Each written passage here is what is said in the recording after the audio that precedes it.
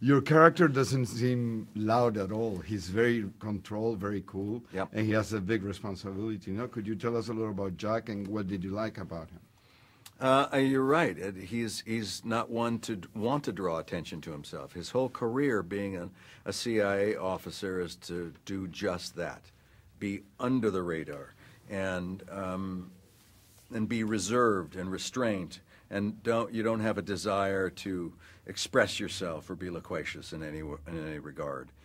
There's a price for that. I think personally, it would be difficult to be married to someone like that because you can never draw anything out of them, and your lives may be segregated. And I think that's why there's a fairly high divorce rate among officers of the CIA or the FBI and that sort of thing.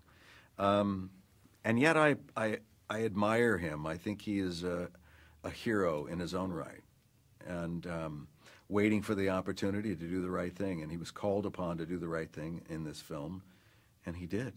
How satisfied are you with your work? I mean, you've been nominated 100 times, or 7 times, let's say, or 8, and your work has been recognized by institutions and also audience. How that makes you feel?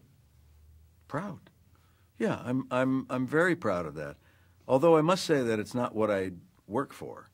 I've never been one to try to work toward a trophy of some sort. It's like this. I want to do my job and create a character that's believable for me first.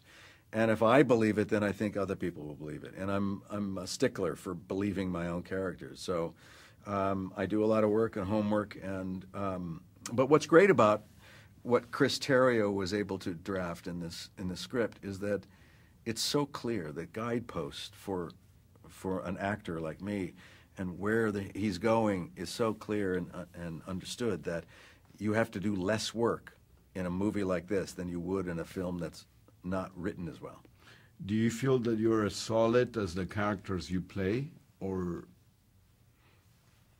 I hope that my personal life I'm solid as a rock, so that in my professional life I can fall apart. Because sometimes you want the fragility in a character, you want the vulnerability to show through, and the fear and anxieties and things like that, because that's what people relate to and that's what they understand. In my personal life, I want to be well-rounded and loved and love and experience things, but not on the brink of disaster. That's a good, yeah. Argo is a fantastic film. I loved it. I saw it in Toronto, and then I saw it yesterday. Oh, good. But why do you think, from all the stories that happened throughout the last 3 decades, why do you think Argo is relevant? Well, it's relevant because of the fact that it's relevant. It's happening now. As things change, things stay the same. We see that we're in the same kind of sensibility and attitude that with the country of Iran than we were back then.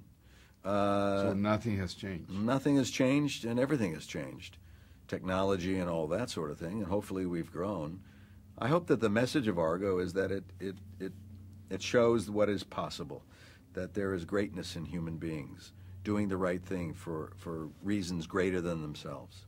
I was telling Ben Affleck that maybe the Oscar he won for Good Will Hunting needs a little partner for Argo. What do you think of that? Are we going to see you guys walking down that red carpet at the Dolby, not the Kodak, the Dolby Theater, or what? With your tuxedo? Or? I have no idea. Certainly if someone tapped us on the shoulder and said, hey, your movie's being honored and nominated for Best Picture, I would be enormously proud.